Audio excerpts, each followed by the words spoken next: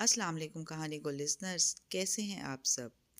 DJ की कही हुई बात कि इंसान को कोई चीज़ नहीं हरा सकती जब तक कि वो खुद हार ना मान ले। तो उसी नसीहत पे अमल करते हुए मैं अपने इरादे मजबूत और अपने हौसलों को उम्मीद अफ़ज़ा रखते हुए आप सब से रिक्वेस्ट करती हूँ कि मेरे चैनल को लाइक शेयर एंड सब्सक्राइब लाजमी कीजिएगा और कमेंट्स में बताइएगा कि आपको जन्नत के पत्ते नावल कैसा लग रहा है। अभी हम जन्नत के पत्ते की किस्त को आगे बढ़ाते हैं और देखते हैं कि हया सुलेमान क्या जहान सिकंदर के साथ तुर्की वापस जा सकती है या नहीं। ताया फुरकान के पोर्च की बत्तियां रात की तारीकी में जगमगा रही थीं। वो और जहान फातिमा के हमरा चलते हुए बरामदे के दरवाजे तक आए थे। सुलेमान साहब का कोई ऑफिशियल डिनर था, सो उन्होंने माजरत कर ली थी। दरवाजे के करीब जहान रुका और झुक कर बूट का तस्मा खोलने लगा। फातिमा ने रुक कर अचंभे से उसे देखा। पाकिस्तान में जूते पहनकर घर में दाखिल होते हैं। वो इतनी कबीदा खातिर और बेजार थी कि जहान से मुखातिब होने का दिल नहीं चाह रहा था, फिर भी कह उठी, ओह सॉरी। वो ज़रा चौंका, फिर जल्दी से तस्मे की गिरा लगाकर सीधा हुआ। ये वो पहली बाज़ाब्ता गुफ्तगू थी जो पाकिस्तान आकर इन दोनों के दरमियान हुई थी। तुर्की में जूते घर से बाहर उतारते हैं, इसलिए वो रुका था। इसने उलझी सी खड़ी फातिमा के करीब सरगोशी करके वजह बताई और आगे बढ़ गई। डाइनिंग हॉल में बहुत पुरतकल्लुफ़ खाना सजा था। साइमत आई ने खूब एहतमाम कर रखा था। जहान बहुत मुख्तसर गुफ्तगू कर रहा था। कोई कुछ पूछता तो जवाब देता और फिर खामोशी से खाने लग जाता। इरम, सोनिया भाभी और दावर भाई के इस तरफ बेटी थी।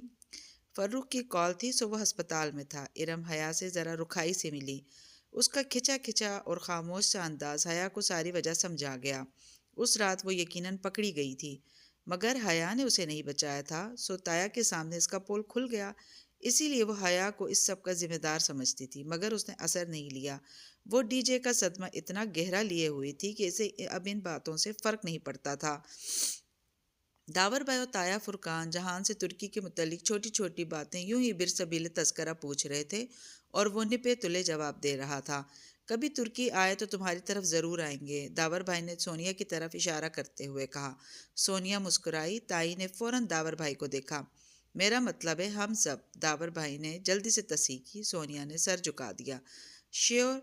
जहां निशाने उचका दिए, जैसे आप आएँ या नहीं मुझे फ़र्क नहीं पड़ता।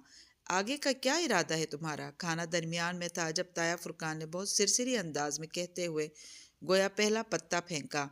हया ने ज़रा चूंक कर उन्हें देखा और फिर फातिमा को, जो हया की तरह ही चूंकी थी। जो बात इन 2 माह में वो खुद और इतने अरसे से उसके माँ बाप सबीन फुप्पो या जहान से नहीं पूछ सके थे, वो ताया फुरकान ने बड़े आराम से पूछ ली थी। कुछ सरमाया जमा हुआ तो जवाहिर मॉल में एक रेस्टोरेंट खोल लूँगा। चमचे और कांटे से चावल प्लेट से उठाते उसने जवाब दिया था। तुम दावर से साल भर ही छोटे हो ना, उसने इस बात में सर हिला दिया। भाई दावर मियाँ तो अब मज़ीद स्टैब्लिश होने के हक़ में बिल्कुल नहीं थे और साहबजादे का ख्याल ये था कि इस उम्र में फ़ैमिली शुरू कर देनी चाहिए, सो हमने उनकी शादी कर दी। तुम्हारा क्या ख्याल है।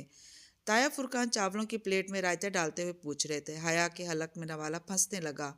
उसने झुका सर मजीद झुका दिया। जहां ने ज़रा से कंधे उचकाए।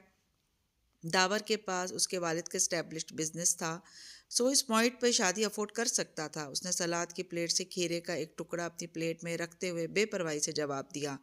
काम तो खैर तुम्हारा भी एस्टेब्लिश्ड हो गया है, मेरे ऊपर अभी काफ़ी कर्ज है, वो ज़रा हल्का हो जाए तो ही कुछ सोचूंगा। हया ने गर्दन मजीद झुका ली। क्या था अगर वो अपनी लैंड लेडी के कर्जे का जिक्र न करता, कुछ भरम तो रहने देता। ये भी ठीक है। इंसान उस वक्त ही शादी करे जब वो इस जिम्मेदारी को निभा सके। जिम्मेदारी निभाना भी मुश्किल काम होता है। हाँ, अगर वालिदैन साथ दें तो ये मुश्किल आसान हो सकती है, मगर यहाँ पाकिस्तान में तो अब अक्सर शादियों पे वालिदैन नाखुश होते हैं, क्योंकि आजकल के बच्चे उनकी पसंद को अहमियत नहीं देते और अपनी मर्जी करते हैं। इनके तय करदा रिश्तों को रिजेक्ट कर देते हैं। ये तो मेरे बच्चे हैं, जो माँ बाप ने कहा उस पर राज़ी हो गए, वरना तो उन्होंने माशरे पे एक तबसरा करते हुए तासुफ से सर झटका। सोनिया भाभी ने बेचैनी से पहलू बदला। फातिमा की पेशानी पे नागवार सी शिकनें उभर आई थीं, मगर वो कुछ कह नहीं सकती थी। ताया बड़े थे, उनके सामने कोई नहीं बोल सकता था। वेल, ये डिपेंड करता है, जहां ने कोल्ड ड्रिंक के ग्लास से छोटा सा घूंट लेते हुए कहा। मेरा ख्याल है माँ बाप अगर अपनी मर्जी मुसल्लत ना करें तो चीज़ें ठीक रहती हैं। साइमा ताई की मुस्कुराहट गहरी होती चली गई। फातिमा के चेहरे पे एक तारीक सा लहराया और हया की गर्दन मजीद झुक गई। بھرے پنڈال میں گویا اس کی بےزتی کر دی گئی تھی۔ یہ بھی ٹھیک ہے، تایا فرقان نے سر ہلا کر تائید کی۔ تمہاری واپسی کب ہے؟ جواب مل گیا تھا سو بات بدل دی۔ سوموار کی صبح کی فلائٹ ہے۔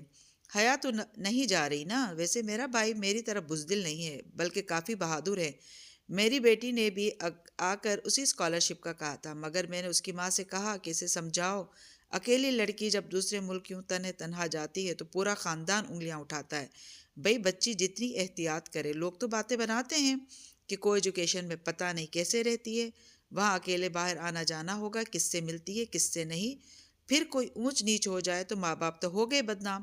خیر ویسے ترکی تو اچھا مسلمان ملک ہے، اور تمہاری فیملی ساتھ تھی تو ہمیں اپنی بیٹی کی طرف سے بے فکری رہتی تھی۔ انہوں نے کہتے ہوئے مسکرا کر حیا کو دیکھا، جو خاموشی سے پلیٹ میں دھرے چاول کانٹے سے ادھر ادھر کر رہی تھی۔ وہ کھا نہیں رہی تھی کہ کسی نے محسوس نہیں کیا۔ حیا تم نے شادی کے کپڑے بنوا لیے؟ سائمہ تائی نے گفتگو کا رخ اس کی طرف موڑا۔ اس نے ذرا سی نفی میں گردن ہلائی۔ ابھی دیکھوں گی۔ اسے علم نہیں تھا کہ اماں نے کپڑے بنوائے ہیں یا نہیں۔ چلو تم ریڈی میڈ بھی لے سکتی ہو، آسانی ہو جائے گی۔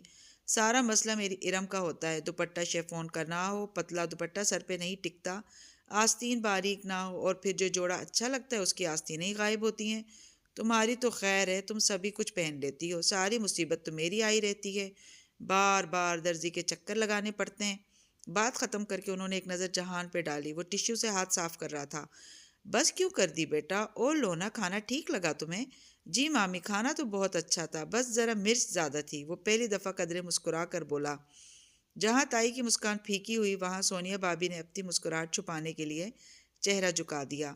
رات دیر تک جاگنے کے باعث وہ صبح دن چڑھے تک سوتی رہی، اور آنکھ کھلی بھی تو موبائل کی آواز سے۔ اس نے مندی مندی سے آنکھیں کھولی اور سائڈ ٹیبل پہ رکھا اپنا پاکستانی موبائل اٹھا کر دیکھا۔ وہاں پرائیویٹ نمبر کالنگ جلتا بجھتا دکھائی دے رہا تھا۔ اف، یہ پھر پیچھے پڑ گیا، اور اسے پتا تھا کہ جب تک اٹھائے گی نہیں وہ کال کرتا رہے گا۔ ہیلو، اس نے کوہنیوں کے بل اٹھتے ہوئے فون کان سے لگایا۔ ویلکم بیک، کیسی ہیں آپ؟ وہیں دھیما، خوبصورت، گمبھیر لہجہ۔ اس کی پیشانی پہ بل پڑ گئے۔ کیوں فون کیا آپ نے؟ آپ کی دوست کا سنا تھا، بہت افسوس ہوا۔ آئندہ آپ کو کبھی افسوس ہو یا خوشی ہو مجھے فون مت کیجیے گا۔ آپ اتنی بدگمان کیوں رہتی ہیں؟ آپ اگلے بندے کی پوری بات کیوں نہیں سنتی؟ مجھے کہنے تو دیں جو مجھے کہنا ہے۔ اسے جیسے غصہ آیا تھا۔ دیکھیں، میں جانتی ہوں کہ آپ کون ہیں، میں یہ بھی جانتی ہوں کہ آپ کس کے بیٹے ہیں، اور یہ بھی کہ آپ کو میرے خاندان سے کیا ایشو ہے، مگر بات جو بھی ہے اس کا مجھ سے کوئی واسطہ نہیں ہے۔ آپ آئندہ فون کریں گے بھی تو میں نہیں اٹھاؤں گی۔ خدا حافظ۔ اس نے زور سے بٹن دبا کر فون بند کیا اور تکیے پہ اچھال دیا۔ پتہ نہیں کون سا گناہ تھا اس کا جو وہ شخص اس کے پیچھے پڑ گیا اور اپنے ساتھ بہت سے مسئلے اس کے پیچھے لگا دیے۔ شام میں فاطمہ کے بہت اصرار اور پھر ناراض ہونے کی دھمکی کے بعد حیا کامدار انارکلی فراک پہننے پہ راضی ہوئی، جو رنگ کے فرق کے ساتھ تمام لڑکیوں نے مہندی کے لیے بنوائے تھے۔ اس کا قطعاً تیار ہونے کو دل نہیں چاہ رہا تھا، مگر فاطمہ نے اس کی ایک نہیں سنی۔ جو ہو چکا ہے ہم اسے بدل تو نہیں سکتے، پھر لوگوں کو خود پہ تمسخر کرنے کا موقع کیوں؟ فریش ہو کر جاؤ، ورنہ تمہاری تائی کوئی نہ کوئی قصہ بنا دیں گی۔ لمبا انارکلی فراک گہرے سبز رنگ کا تھا اور اس پہ دبکے کا سلور کام تھا۔ ساتھ میں سونیا بھابی نے اس کو اپنا سبز اور سلور پراندہ باندھ دیا کہ سب لڑکیاں پراندے پہن رہی تھیں۔ سلور ٹیکا بھی سونیا نے ہی اس کی پیشانی پہ سجایا، مگر کسی بھی قسم کے سنگار کے لیے وہ قطعاً راضی نہ تھی۔ اچھا کاجل تو ڈال لو۔ سونیا اس کے ساتھ سیڑھیوں کے اوپر کھڑی اسے کاجل تھمانا چاہ رہی تھی، مگر اس نے چہرہ پیچھے کر لیا۔ وہ اس وقت آیا فرقان کے گھر میں تھی۔ سیڑھیوں سے نیچے لاؤنج میں ہر طرف رشتہ داروں کی چہل پہل تھی۔ مہوش اور سہرش کی چھوٹی بہن ثنا کیمرہ لیے ادھر ادھر بھاگ رہی تھی۔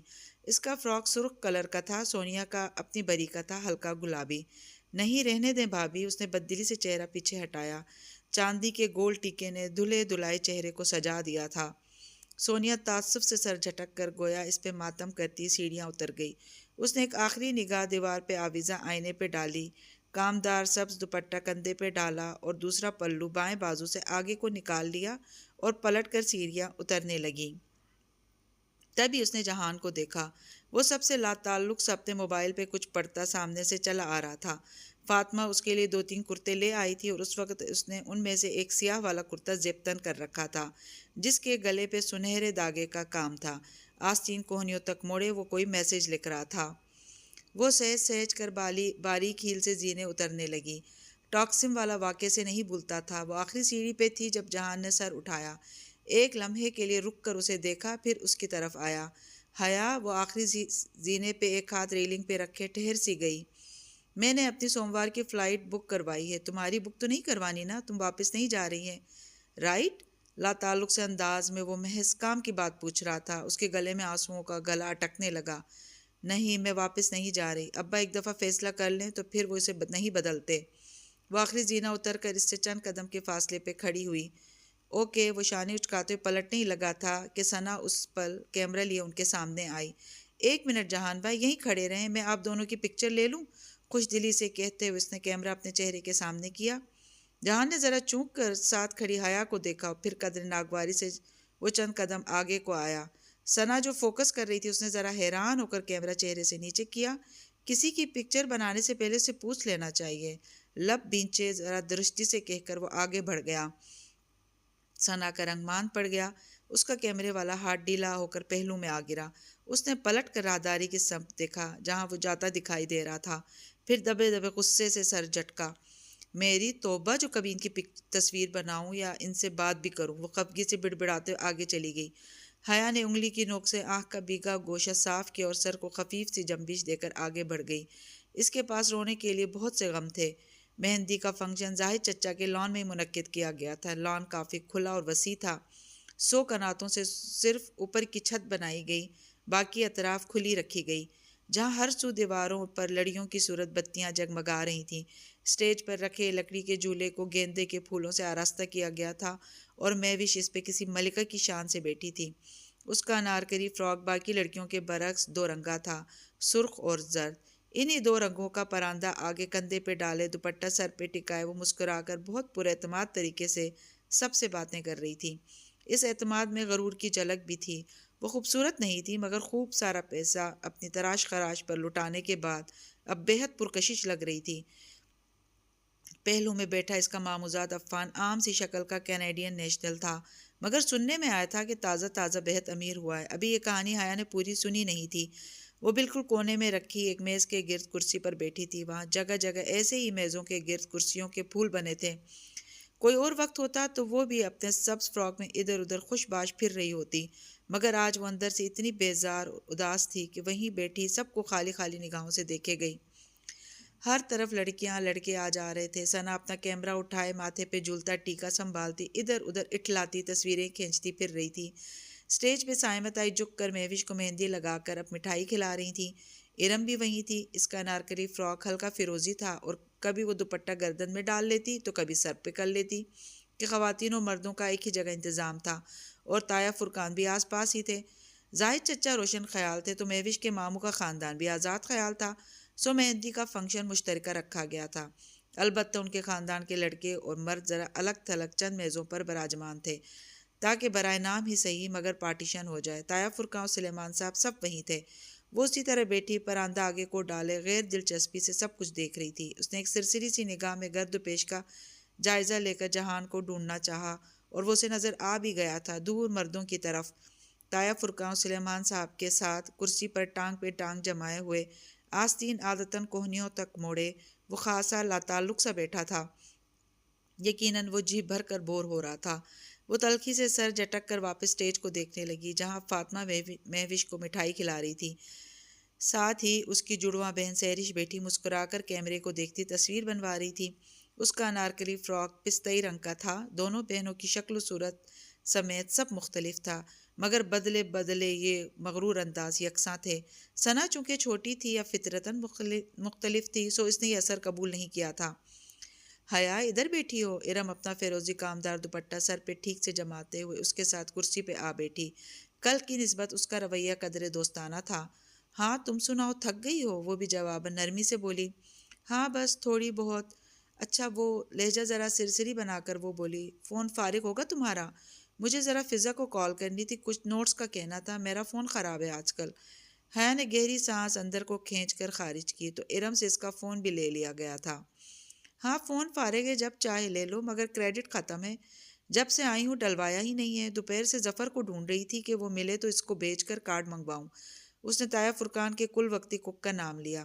گو کہ یہ سچ نہیں تھا اور کریڈٹ اس نے صبح ہی ڈلوا لیا تھا، مگر وہ ارم کو فون نہیں دینا چاہتی تھی۔ اچھا، ارم کے چہرے پر واضح مایوسی پھیلی تھی۔ اماں کا فون فارغ ہوگا، لے آؤں؟ وہ اٹھنے لگی تو اس کی توقع کے عین مطابق ارم نے جلدی سے اس کا ہاتھ پکڑ کر روک دیا۔ رہنے دو، میں بعد میں ابا سے لے لوں گی۔ میرا فون ذرا ریپیئرنگ کے لیے نہ گیا ہوتا تو۔ خیر تم سناؤ، ترکی میں سب ٹھیک تھا؟ وہ بات کا رخ پلٹ گئی۔ بس وہاں کی تو اب دنیا ہی بدل گئی ہے، مگر اسے چھوڑو، یہ بتاؤ مہوش سیرش کے انداز اتنے بدلے بدلے کیوں لگ رہے ہیں؟ اس نے پراندے کو ہاتھ سے پیچھے کمر پہ ڈالتے ہوئے حیرت کا اظہار ہی کر دیا۔ آخر دونوں کزنز تھی اور کبھی بہت اچھی دوستیں بھی ہوا کرتی تھیں۔ دماغ خراب ہو گیا ان دونوں کا، ارم سرگوشی میں کہتے ہوئے ذرا قریب کھسک آئی۔ یہ جو عفان صاحب ہیں نا، جن کو میں اپنا ڈرائیور بھی نہ رکھوں، انہوں نے کینیڈا میں کسی ریئلٹی ٹی وی شو میں حصہ لے کر $1.5 ملین جیتے ہیں اور ان سب کی جون ہی بدل گئی ہے۔ سنا ہے دونوں ہنی مون پہ یورپ کے ٹور پہ جا رہے ہیں۔ ارم کے لہجے میں نہ حسد تھا نہ رشک، بس کو اتائی ہوئی لگ رہی تھی۔ تبھی میں کہوں، اس نے استہزائیہ سر جھٹکا۔ ارم کچھ دیر مزید بیٹھی، پھر اٹھ کر چلی گئی۔ حیا کو اگر کسی نے اسٹیج کی طرف بلایا بھی تو وہ نہیں گئی، اور اصرار بھی کسی نے نہیں کیا۔ اس کے صدمے سے سب واقف تھے، مگر اس کی دوست کے غم میں کسی نے اپنا کام نہیں چھوڑا تھا، اور وہ کسی سے ایسی توقع کر بھی نہیں رہی تھی۔ پھر بھی دل پہ ایک بوجھ سا تھا، کتنی بے حس تھی یہ دنیا، کیسے لمحوں میں لوگ ختم ہو جاتے ہیں اور یہاں کسی کا کچھ نہیں بگڑتا۔ سب کام جاری و ساری تھے اور ایک دم سے بجلی غائب ہو گئی، ساری بتیاں گل ہو گئیں، ہر طرف اندھیرا اور سناٹا چھا گیا، صرف کیمرہ مین کے کیمروں کی فلیش لائٹس کی روشنی ہو گئی۔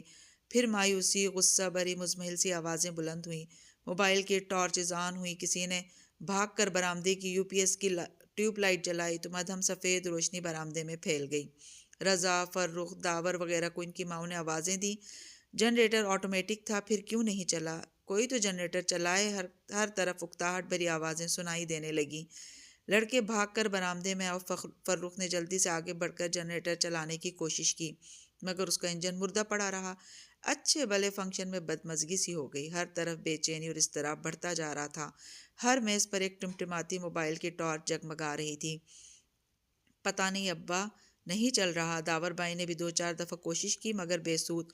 وہ ہاتھ جوڑ کر مایوسی سے کہتے ہوئے کھڑے ہوئے۔ ابا اور تایا فرقان بھی برآمدے کے ستونوں کے پاس آن کھڑے ہوئے تھے۔ حیا کی ٹیبل چونکہ برآمدے سے بہت قریب تھی، اس لیے وہ گردن موڑ کر بیٹھی سب کچھ دیکھ رہی تھی۔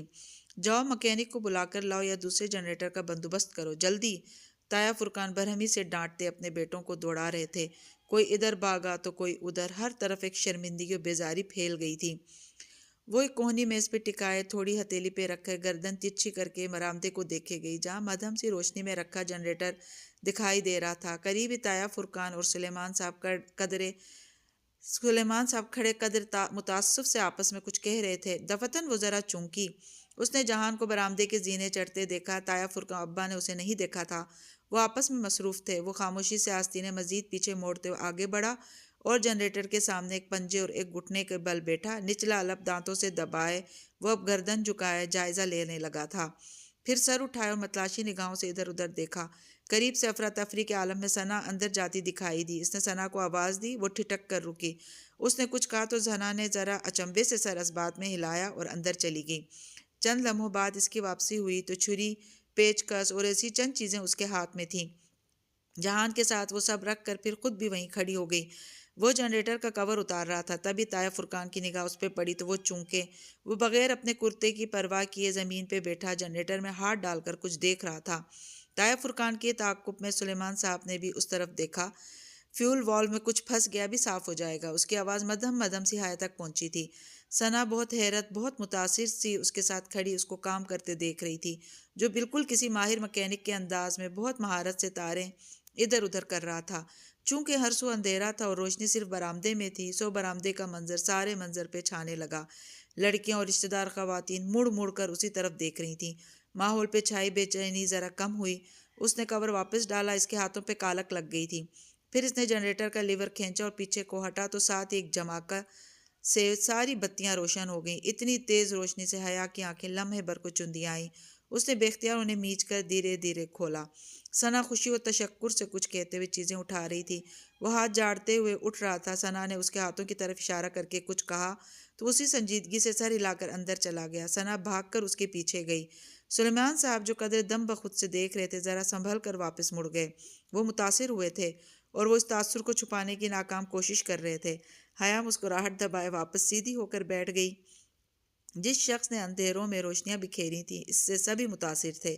البتہ وہ جانتی تھی کہ ابا نے کبھی یہ توقع نہیں کی ہوگی کہ جہان یوں زمین پہ بیٹھ کر جنریٹر کھولنے لگ جائے گا۔ اس کے دل میں ایک بے پایا سا فخر جاگا۔ اس کی اور یقیناً ثنا کی بھی خود ساختہ سی خفگی اب کہیں نہیں تھی۔ مہمانوں کے لیے ریفریشمنٹ تھی اور ان کے جانے کے بعد گھر والوں کے لیے کھانے کا انتظام تھا۔ جب مہمان چلے گئے اور صرف وہی لوگ اپنے لوگ رہ گئے تو لان میں خواتین کا کھانا لگا دیا گیا، جبکہ مردوں کا انتظام اندر تھا۔ مرد حضرات اور لڑکے وغیرہ اٹھ کر اندر چلے گئے تھے۔ لان خالی خالی سا ہو گیا تھا۔ وہ پانچوں کزنز اب سٹیج پر جھولے اور ساتھ رکھی کرسیوں پہ آ بیٹھی تھی۔ مہوش تھوڑی دیر بعد پھر میں اب آرام کروں گی کہہ کر نزاکت سے اپنا فراک سنبھالے اٹھ کر اندر چلی گئی۔ جہان بھائی تو بڑے کمال کے ہیں۔ ثنا اپنی ہیلز اتار کر دکھتے پیروں کو ہاتھ سے سہلا رہی تھی۔ میں نے تو ان سے کہہ بھی دیا کہ جہان بھائی میں نے تو آپ کو پاس کر دیا۔ پہلے تو حیران ہوئے پھر ہنس پڑے۔ سچ حیا آپی آپ کے فیانسی ہیں بڑے سمارٹ۔ اچھا، وہ پھیکا سا مسکرا دی۔ ان فیانسی صاحب کو تو شاید خود بھی اپنی منگنی کا علم نہیں ہے۔ سلوک دیکھا ہے ان کا حیا کے ساتھ؟ ارم جو قدرے بیزار سی بیٹھی تھی تنک کر بولی، اور جب فرخ بھائی مکینک کو لا ہی رہے تھے تو کیا ضرورت تھی بڑے مجمع میں الیکٹریشین بننے کی؟ لوگ بھی کیا سوچتے ہوں گے، ترکی سے ہی سیکھ کر آئے ہیں۔ ثنا کے تو تلووں پہ لگی، سر پہ بجھی۔ ارم آپی بات سنیں، سمیع بھائی کو الیکٹریشین لانے میں پون گھنٹہ تو لگ ہی جانا تھا، جبکہ جہان بھائی نے 6-7 منٹ میں سارا مسئلہ حل کر دیا۔ اور امیج کی کیا بات ہے، لوگ تو امپریس ہی ہوئے ہوں گے۔ ہاں بہت امپریس ہوئے ہوں گے کہ ہمارا ٹرکش کزن باورچی ہونے کے ساتھ ساتھ میکینک بھی ہے۔ ارم بڑے تمسخر سے ہنس کر اٹھ گئی۔ ثنا نے غصے بھری نگاہوں سے اسے جاتا دیکھا۔ ارم آپی بینا ہر وقت مرچیں ہی چباتی رہتی ہیں۔ اچھا جانے تو اس کی تو عادت ہے، تم مجھے آج کی پکچرز دکھاؤ، اس کے بعد کھانا کھائیں گے، اس نے کہا تو ثنا سر ہلاتی اٹھ کھڑی ہوئی۔ وہ دونوں ساتھ ساتھ چلتی اندر آئی تھیں۔ لاؤنج میں سارے مرد حضرات بیٹھے تھے، جہان بھی ادھر ہی تھا۔ ایک سنگل صوفے پہ بیٹھا وہ غور سے داور بھائی کی باتیں سن رہا تھا جو وہ اپنے مخصوص انداز میں بآواز بلند کر رہے تھے۔ وہ دونوں تیز تیز چلتی لاؤنج کے سرے پہ بنے دروازے تک آئیں۔ وہ باہر کھڑی رہ گئی جبکہ ثنا نے دھیرے سے دروازہ کھول کر اندر جھانکا۔ وہ مہوش کا کمرہ تھا جس کے اندر ثنا کا کیمرہ رکھا تھا۔ نائٹ بلب کی مدھم روشنی میں بیڈ پہ لیٹی آنکھوں پہ بازو رکھے مہوش نظر آ رہی تھی۔ ثنا دبے قدموں اندر گئی اور ڈریسنگ ٹیبل سے کیمرہ اٹھایا۔ آہٹ پہ مہوش نے بازو ہٹایا۔ کیا ہے ثنا، سونے دو نا مجھے، وہ تنک کر بولی۔ سوری آپی بس جا رہی ہوں۔ ثنا کیمرہ اٹھا کر جلدی سے باہر آئی اور دروازہ بند کیا۔ ایک تو مہوش آپی بینا، وہ ذرا خفگی سے کہتی اس کے ساتھ کچن کی جانب بڑھ گئی۔ ایک دفعہ پھر لاؤنج سے کزنز گزر کر وہ دونوں کچن میں آئی تھیں اور حیا جانتی تھی کہ وہ بنا میک اپ کے بھی اتنی خوبصورت لگ رہی تھی کہ اس کے بہت سے کزنز نے نگاہوں کا زاویہ موڑ کر اسے دیکھا ضرور تھا۔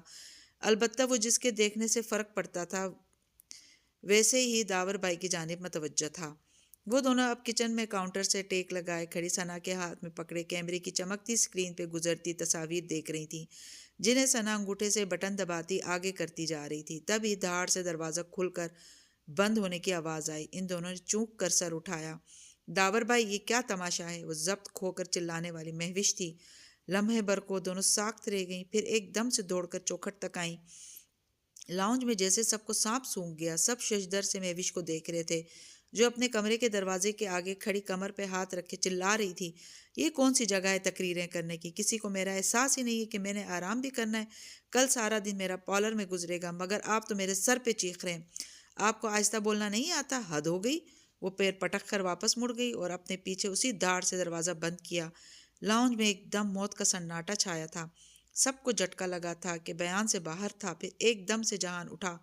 داور فرخ مجھے گھر ڈراپ کر دو گے یا میں تم میں سے کسی کی کار لے جاؤں؟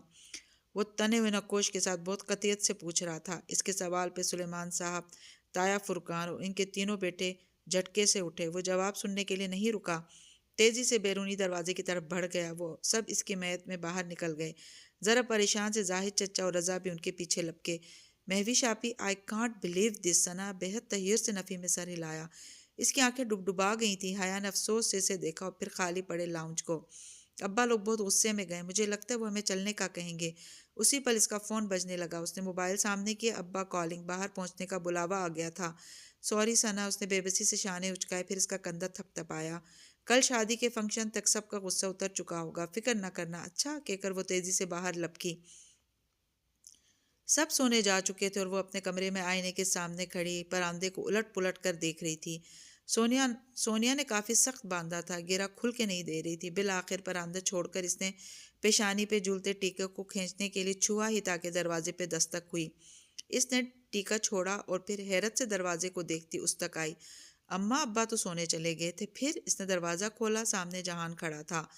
سوری، تم سو تو نہیں گئی تھی؟ وہ قدرے جھجک کر بولا۔ سیاہ ٹراؤزرز کے اوپر آدھی آستین والی سفید ٹی شرٹ پہنے وہ وہی ترکی والا جہان لگ رہا تھا۔ نہیں، تم بتاؤ خیریت؟ ہاں، ابھی میں لاؤنج میں بیٹھا تھا تو وہ فرقان ماموں کی بیٹی آئی تھی۔ ارم؟ اس نے ذرا حیرت سے سوالیہ ابرو اٹھائی۔ ہاں، وہیں تمہارا فون اور پرس میز پر رکھا تھا۔ اس نے فون اٹھا کر مجھ سے کہا کہ اسے کال کرنی ہے، ابھی 5 منٹ میں فون لا دے گی، مگر اب اس نے کلائی پہ بندھی گھڑی دیکھی، اب 20 منٹ ہونے کو آئے ہیں مگر وہ واپس نہیں آئی۔ میں نے سوچا تمہیں بتا دوں۔ اف، تم نے اسے میرا فون کیوں لے جانے دیا؟ جواباً جہار نے بیچارگی سے شانے اچکائے۔ اس نے مجھ سے اجازت نہیں مانگی تھی اور میں اسے کیسے روک سکتا تھا؟ مجھے تو فرقان ماموں کی فیملی سے ویسے ہی بہت ڈر لگتا ہے۔ کیوں؟ وہ چونکی؟ کیونکہ وہ سرخ مرچ کا استعمال زیادہ کرتے ہیں۔ وہ گہری سانس لے کر بولا تو وہ بے اختیار ہنس دی، اور یہ ترکی سے آنے کے بعد پہلی دفعہ تھا جب وہ یوں پورے دل سے ہنسی تھی۔ سرخ مرچ کا استعمال ہمیں بھی آتا ہے، تم ادھر ہی ٹھہرو، میں ذرا ارم سے فون لے آؤں۔ اور آج تو ویسے ہی ارم کی طرف اس کے بہت سے حساب اکٹھے ہو گئے تھے۔ اچھا، میں انتظار کر رہا ہوں، مسکرا کر کہتا صوفے پہ بیٹھ گیا اور وہ باہر چلی آئی۔ تایا فرقان کو لاؤنج میں سبھی موجود تھے سوائے ارم اور سونیا کے۔ تایا ابا بہت پرملال انداز سے نفی میں سر ہلاتے ہوئے کچھ کہہ رہے تھے، شاید آج والے واقعے کا تذکرہ۔ جب حیا کو آتے دیکھا، آؤ آؤ بیٹا، انہوں نے مسکرا کر اپنے ساتھ صوفے پہ بیٹھنے کا اشارہ کیا اور پھر سونیا کو آواز دی، سونیا، حیا کی چائے بھی لے آنا۔ جی اچھا ابا، سونیا نے جواباً کچن سے آواز لگائی۔ نہیں تایا ابا، میں چائے نہیں پیوں گی، بس اب سونے ہی جا رہی تھی، وہ بے تکلفی سے کہتی تایا ابا کے ساتھ صوفے پہ آ بیٹھی۔ ان کی گھریلو سیاستیں اور وقتی تند و تیکھی باتیں ایک طرف، تایا فرقان اس سے پیار بھی بہت کرتے تھے، اور آج مہوش کی بدتمیزی پہ جہاں وہ دکھی تھے وہاں انہیں حیا کی قدر بھی آئی تھی۔ ابا سو گئے تمہارے؟ جی کب کے، میں بس ذرا ارم سے فون لینے آئی تھی۔ فون کیوں؟ تایا ابا بری طرح چونکے سائیں متائی بھی ٹھٹک کر اسے دیکھنے لگیں۔ ارم کو کوئی کال کرنی تھی تو وہ میرا فون لے کر گئی تھی، مگر ابھی مجھے اپنی فرینڈ کو میسج کرنا ہے، سوچا فون لے لوں، وہ بہت سادگی سے کہہ رہی تھی۔ تایا کے چہرے کا رنگ فوراً ہی بدل گیا تھا، نرمی کی جگہ سختی نے لے لی تھی۔ ارم، ارم، انہوں نے بلند آواز میں پکارا۔ جی ابا، وہ دوپٹہ سنبھالتی بھاگتی ہوئی آئی، مگر حیا کو بیٹھے دیکھ کر اس کا رنگ ایک دم سے فک ہوا۔ حیا کا فون اسے واپس دو۔ تایا نے اسے کڑی نگاہوں سے گھورتے ہوئے بڑے ضبط سے کہا۔ جی وہ فضا کو میسج کرنا تھا تو وہ ہکلا گئی۔ تایا اتنی شعلہ بار نگاہوں سے اسے دیکھ رہے تھے کہ وہ رکی نہیں، الٹے قدموں واپس مڑی اور چند ہی لمحوں بعد فون لا کر حیا کو تھمایا اور ساتھ ہی ایک کینہ نگاہ اس پہ ڈالی تھی، گویا کچا چبایا جانا چاہتی ہو۔ وہ جواباً سادگی سے مسکرا دی، تھینک یو، میں چلتی ہوں، آپ لوگ چائے انجوائے کریں۔ وہ فون لے کر وہاں سے اٹھائی اور وہ جانتی تھی کہ اب چائے انہوں نے خاک انجوائے کرنی تھی۔ واپس لاؤنج میں آتے ہوئے اس نے موبائل کا لاک چیک کیا، میسیج اور کال لاگ بالکل کلیئر تھا، سارا کال ریکارڈ غائب۔ ارم کی بچی، اسے ارم پہ بے طرح غصہ آیا۔ کال ریکارڈز میں موجود تمام نمبرز اس کے پاس محفوظ ہی تھے، البتہ جب وہ ترک فون ریسٹورانٹ چھوڑ آئی تھی بیوق ادا جانے سے قبل تو اسی پاکستانی موبائل پہ عبد الرحمن پاشا کا فون آیا تھا۔ اس کا نمبر اس نے محفوظ نہیں کیا تھا، وہ بس کال لاگ میں پڑا رہ گیا تھا، اب وہ مٹ گیا تھا۔ چلو خیر، اس نے کون سا کبھی ARP کو کال کرنی تھی۔ جہان صوفے پہ اسی طرح بیٹھا تھا، اسے آتا دیکھ کر اٹھ کھڑا ہوا۔ کیسے ملا؟ مرچوں کے استعمال سے؟ اس کی نگاہیں حیا کے ہاتھ میں پکڑے موبائل پہ تھیں۔ نہیں، جہاں شکر کے استعمال سے بات بن جائے ہم وہاں مرچیں ضائع نہیں کرتے۔ ویسے پاکستان کے لوگ دل کے بہت اچھے ہیں، ایک کزن بغیر پوچھے فون اٹھا لیتی، ایک بہت عزت سے بغیر کھانا کھلائے گھر سے نکالتی ہے، اور ایک کھانا بھی نہیں پوچھتی۔ او خدایا، اس نے بے اختیار ماتھے کو چھوا، تم نے کھانا نہیں کھایا؟ کہاں کھاتا، وہاں تو ابھی لگا ہی نہیں تھا، اور یہاں گھر کی دونوں خواتین نے پوچھا ہی نہیں۔ وہ اس کی بات مکمل ہونے سے پہلے ہی کچن کی طرف آئی اور فریج کھولا۔ آج وہاں کھانا تھا تو کچھ بنایا ہی نہیں۔ ہمارے ہاں رات کا سالن اگلے دن کوئی نہیں کھاتا۔ ٹھہرو، میں انڈے بنا لیتی ہوں۔ اسے یاد آیا کھانا تو اس نے بھی نہیں کھایا تھا، مگر اسے اتنی بھوک نہیں تھی۔ انڈوں کا کھانا کھولا تو اندر 2 ہی انڈے رکھے تھے۔ اسے بے پناہ شرمندگی ہوئی، ان 2 انڈوں سے تو کچھ بھی نہیں بنے گا، اس نے خفت سے کہتے ہوئے فریج کا دروازہ بند کیا۔ جہان نے جیسے اس پر افسوس کرتے سر نفی میں ہلایا۔ تمہیں شاید بھول گیا کہ تم استنبول کے بہترین شیفز میں سے ایک سے بات کر رہی ہو. آرام سے بیٹھ جاؤ ادھر کرسی پہ، میں خود بنا لوں گا سب کچھ. اس نے اپنا سلور اسمارٹ فون میز پہ رکھا اور پھر آگے بڑھ کر فریج، فریزر، کیبنٹس، ہر چیز کھول کھول کر الا بلا باہر نکالنے لگا. فروزن قیمہ، پاستا کا پیکٹ، جمے مٹروں کا لفافہ، ساسز، سبزیوں کے خانے سے چند سبزیاں چن لی. وہ تمام چیزیں کاؤنٹر پہ جمع کرتا جا رہا تھا. تم اس وقت پاستا بناؤ گے؟ وہ متعجب سی کرسی پہ بیٹھی اسے دیکھ رہی تھی. وہ ابھی تک اپنے سبز فراک، پراندے اور ٹیکے سمیت بیٹھی تھی اور اسے کپڑے تبدیل کرنا بالکل بھول گیا تھا. ہاں، اور مجھے کوکنگ کے درمیان ٹوکنا مت، میں بہت برا مانتا ہوں. مسکراتے ہوئے سبزیاں دھو رہا تھا. اور تمہارا بخار کیسا ہے؟ اب ٹھیک ہے. اس نے خود ہی اپنا ماتھا چھوا. وہ کل کی نسبت قدرے ٹھنڈا تھا. ویسے مجھے حیرت زاہد ماموں اور ان کے بیٹے پہ ہے. اس لڑکی نے اتنی بدتمیزی کی اور انہوں نے اسے کچھ بھی نہیں کہا. وہ واقعتاً حیرت سے کہتا سبزیاں کٹنگ بورڈ پہ رکھ کر کھٹا کھٹ کاٹ رہا تھا. اس کے ہاتھ مشینی انداز میں چل رہے تھے. اس کی ایک دن کے بعد رخصتی ہے، شاید وہ اس کا دل برا نہیں کرنا چاہتے ہوں گے. اس نے شانے اچکائے. مگر اس نے بہت مس بہیو کیا، وہ افسوس سے کہتا. پانی ابلنے کے لیے رکھ رہا تھا. دوسری جانب اس نے فرائنگ پین میں ذرا سا تیل گرم ہونے رکھ دیا تھا. اصل میں اس کے فیانسی نے کسی کینیڈین ریئلٹی شو میں $1.5 ملین جیتے ہیں. اسی پہ اس کا دماغ 7ویں آسمان پہ، اور وہ زمین پہ بغیر آسمان کے گھوم رہی ہے. وہ ٹیک لگائے ٹانگ پہ ٹانگ رکھے بیٹی بتا رہی تھی. چند لمحوں بعد اس کی واپسی ہوئی تو چھری، پیچکس اور ایسی چند چیزیں اس کے ہاتھ میں تھیں. وہ ٹیک لگائے ٹانگ پہ ٹانگ رکھے بیٹھی بتا رہی تھی. کینیڈین شو میں $1.5 ملین، بہت اچھی کور سٹوری ہے. اس سے ذرا سا ہنس کر سر جھٹکا. ساتھ ہی وہ فرائنگ پین میں فرائی ہوتی سبزیوں کو بجائے کفگیر سے ہلانے کے فرائنگ پین کا ہینڈل پکڑے دائیں بائیں تو کبھی اوپر نیچے ہلا رہا تھا. سبزیاں چند انچ اوپر کو اڑتی اور پھر واپس پین میں آ گرتی. کیا مطلب؟ اس نے ناسمجھی سے اسے دیکھا. اگر کسی پاکستانی نے کینیڈین شو میں اتنی خطیر رقم جیتی ہوتی تو میڈیا پہ ہر جگہ آ چکا ہوتا. مجھے تو وہ لڑکا شکل سے ایک کرمنل لگ رہا تھا. تازہ تازہ آئی بلیک منی کو وائٹ کرنے کے لیے کور بنایا ہے اور کیا. اچھا، اسے تعجب ہوا. اس نہج پہ تو اس نے سوچا ہی نہیں تھا. البتہ کرمنل سے اسے کچھ یاد آیا تھا. جہاں تمہارے ریسٹورانٹ پہ جو حملہ ہوا تھا اس کا کچھ پتہ چلا؟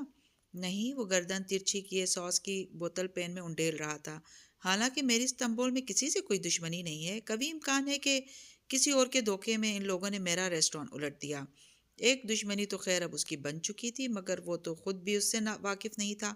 تم تو کہتے تھے کہ استنبول میں ایسا کوئی کرائم سین نہیں ہے. خیر اب اتنے بھی برے حالات نہیں ہیں، اور ڈارک سائڈ تو ہر بڑے شہر کی ہوتی ہے. وہ چولہے کے سامنے کھڑا اس کی طرف پشت کیے پین میں قیمہ بھون رہا تھا. قیمے اور شملہ مرچ کی بھینی بھینی اشتہا انگیز سی مہک سارے میں پھیلنے لگی تھی. اس کی گمگشتہ بھوک ایک دم سے جاگ اٹھی. تمہیں پاکستان آ کر کیسا لگا جہان؟ وہ تھوڑی ٹلے مٹھی رکھے اسے دیکھتی سادگی سے پوچھنے لگی. یہ یہاں آنے کے بعد ان کی پہلی باضابطہ گفتگو تھی. اچھا لگا، بلکہ بہت اچھا لگا. مگر فرقان ماموں کی باتیں، میں نے تو خواب میں بھی نہیں سوچا تھا کہ میرے رشتہ دار اتنی تیکھی باتیں بھی کر لیتے ہوں گے. اس نے جیسے جھرجھری لے کر سر جھٹکا.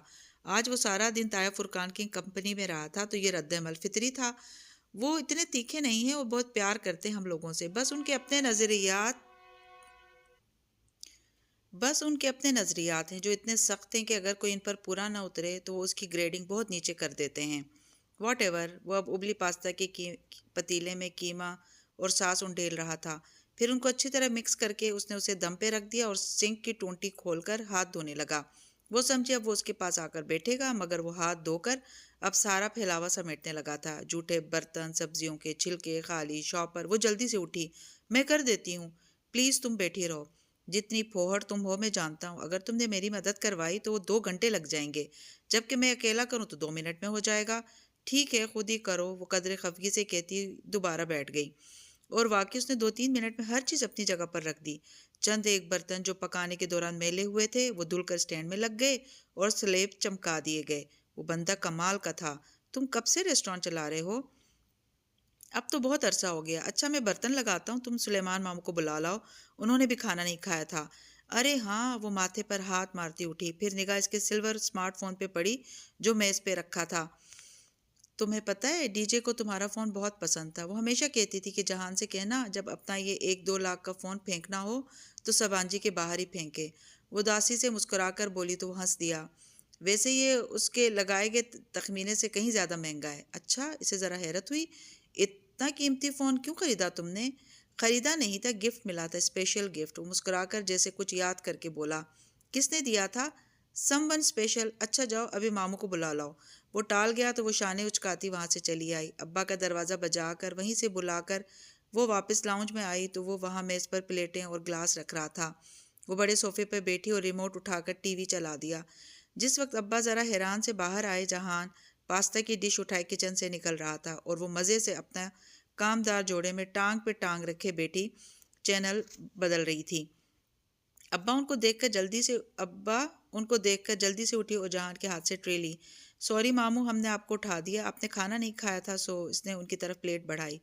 Thank you. ابا نے قدر ناسمجھی سے کھانے کو دیکھا اور پھر حیا کو۔ یہ تم نے بنایا ہے؟ نہیں، جہان نے۔ وہ مسکراہٹ دبا گئی۔ ویسے ماموں یہ اٹالین ریسیپی نہیں ہے، ذرا دیسی سٹائل میں بنائے جیسے ممی بناتی ہیں۔ آپ کو پاستا میں قیمہ پسند ہے نا؟ ممی نے بتایا تھا مجھے۔ سلیمان صاحب چونک کر اسے دیکھنے لگے۔ اس کو دل توڑنے کا فن آتا تھا تو ٹوٹے ہوئے دلوں کو دوبارہ جوڑ کر انہیں جیتنے کا فن بھی آتا تھا۔ وہ اپنی جگہ بیٹھی رہ گئی۔ اسے اب احساس ہوا تھا کہ وہ رف اور ٹف سا بندہ تو بھوکا بھی سو جاتا، مگر رات کے 1 بجے اگر اس نے یہ اہتمام کیا تھا تو صرف اور صرف ابا کے لیے، کیونکہ اسے یاد تھا کہ ابا نے کھانا نہیں کھایا اور اسے شاید احساس ہو گیا تھا کہ وہ اس سے ذرا کھچے کھچے سے رہتے ہیں، اور حیا کو خود اب یاد آیا تھا کہ قیمہ والا پاستا ابا کا پسندیدہ تھا۔ وہ جانتی تھی کہ اس عمل سے جہان نے اپنے اور ابا کے درمیان حائل برف کو پگھلانے کی کوشش کی تھی۔ پاستا بہت مزے کا تھا، منہ میں جاتے ہی گھل جانے والا۔ سلیمان صاحب نے تعریف نہیں کی، مگر ان کے چہرے سے ظاہر تھا کہ انہیں اپنا یوں خیال کیا جانا اچھا لگا تھا۔ وہ خود بھی بہت شوق سے کھا رہی تھی۔ ڈی جے کے بعد یہ پہلا کھانا تھا جو اس نے دل سے کھایا تھا۔ کونیا میں 2 لڑکیوں کا اغوا۔ ٹی وی اسکرین پہ BBC چل رہا تھا اور جو خبر نیوز کاسٹر نے پڑھی اس پہ تینوں نے چونک کر سر اٹھایا۔ کونیا ترکی کا شہر تھا، جلال الدین رومی کا شہر۔ جہان نے بجلی کی تیزی سے ریموٹ اٹھایا اور چینل بدل دیا۔ کیا کہا اس نے؟ کونیا؟ ابا جو ہاتھ روک کر اسکرین کو دیکھنے لگے تھے، چینل تبدیل ہونے پہ الجھ کر جہان کو دیکھا۔ وہ سادگی سے مسکرا دیا۔ نہیں، کونیا نہیں، اس نے کہا تھا کینیا۔ اور لینا۔ وہ ریموٹ ایک طرف رکھ کر انہیں پھر سے سرو کرنے لگ گیا۔ ابا نے ذرا تذبذب سے سر ہلایا، گویا وہ اپنی سماعت کے دھوکہ دینے پر الجھے ہوئے تھے۔ حیا نے جہان کو دیکھا اور جہان نے اسے، پھر دونوں زیر لب مسکرا دیے۔ ابھی وہ ابا کے سامنے ترکی کا امیج سبوتاژ ہوتا دیکھنے کے متحمل نہیں تھے۔ بارات کے لیے وہ میرج ہال کی جانب رواں دوا تھے۔ ابا ڈرائیو کر رہے تھے اور وہ آج چپ نہیں تھے، بلکہ فرنٹ سیٹ پہ بیٹھے جہان کو سڑک کے اطراف میں گزرتی جگہوں کے بارے میں مختصر فکروں میں آگاہی دے رہے تھے۔ وہ بھی جواباً کوئی مختصر سا جواب دے دیتا تھا۔ وہ آج بھی اتنا ہی کم گو تھا جتنا 2 روز قبل، مگر وہ برف کی دیوار پگھل گئی تھی۔ وہ پچھلی سیٹ پہ بیٹھی لا تعلق سی باہر دیکھ رہی تھی۔ اسے ڈی جے کے بغیر یوں ان خوشی کی تقاریب میں شرکت کرنا سخت برا لگ رہا تھا۔ وہ اندر ہی اندر احساس جرم کا شکار تھی۔ ابھی اسے بچھڑے دن ہی کتنے ہوئے تھے، مگر مجبوری تھی، جانا تو تھا۔ وہ آج بھی خاص تیار نہیں ہوئی تھی۔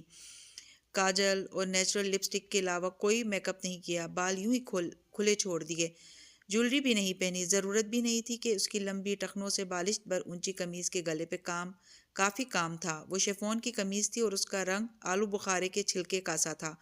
قمیض کا گلا گردن تک بند تھا اور گردن سے لے کر 2 بالش نیچے تک سیاہ اور آلو بخارے کے رنگ کے چھوٹے بڑے ہر سائز کے ڈائمنڈ ٹیز نگ لگے تھے۔ ان کی جلملاہٹ بہت خوبصورت تھی۔ نیچے ہم رنگ سلک کا پاجامہ تھا اور آستینیں کلائی تک آتی چوڑی دار تھیں، لیکن آج بھی اسے کل کی طرح اپنے لباس کی خوبصورتی سے قطعاً دلچسپی نہ تھی۔ میرج ہال کے باہر بارات ابھی اتری تھی۔ داخلی دروازے پہ خاصا رش تھا۔ سجی سوری زیورات، قیمتی ملبوسات اور خوشبوؤں میں رچی بسی لڑکیاں اور خواتین گاڑیوں سے نکل کر اپنے بال اور میک اپ ٹھیک کرتی دروازے کی جانب بڑھ رہی تھیں۔ رضا اور زاہد چچا وہاں کھڑے خوش اخلاقی سے مسکراتے مہمانوں کو ویلکم کر رہے تھے۔ اسے پتہ تھا کہ مہوش کی کل والی بات کو آج بھلا کر سب شادی میں شرکت کریں گے، اور واقعی یہ ہو رہا تھا۔ کار رکنے پر اس نے دروازہ کھولا اور باریک ہیل باہر پتھریلی زمین پر رکھی۔ بے اختیار سے ٹوٹی ہوئی سرخ ہیل یاد آئی۔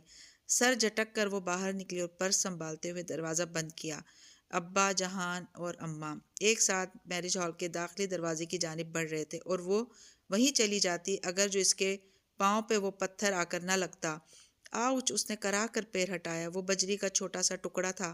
اس نے گردن اٹھا کر ادھر ادھر دیکھا۔ وہ مخالف سمت سے آیا تھا جہاں پارکنگ میں گاڑیاں کھڑی تھیں اور کسی نے بہت طاق کر اسے مارا تھا۔ ان گزرتے 3-4 ماہ میں سے اتنا اندازہ تو ہو گیا تھا کہ اس کے ساتھ اتفاقات نہیں ہوتے تھے۔ اس نے متلاشی نگاہوں سے اس سمت کو دیکھا اور پھر ٹھہر سی گئی۔ پارکنگ کے پیچھے سے ایک حیولہ سا نکلا اور اس کی جانب بڑھنے لگا۔ چند لمحے تو وہ اپنی جگہ سے ہل نہیں سکی۔ رات کی تاریکی میں پارکنگ ایریا کو اونچے پولز کی زرد بتیوں نے مدھم سی روشنی بخش رکھی تھی۔ اس روشنی میں وہ صاف دکھائی دے رہا تھا یا دے رہی تھی۔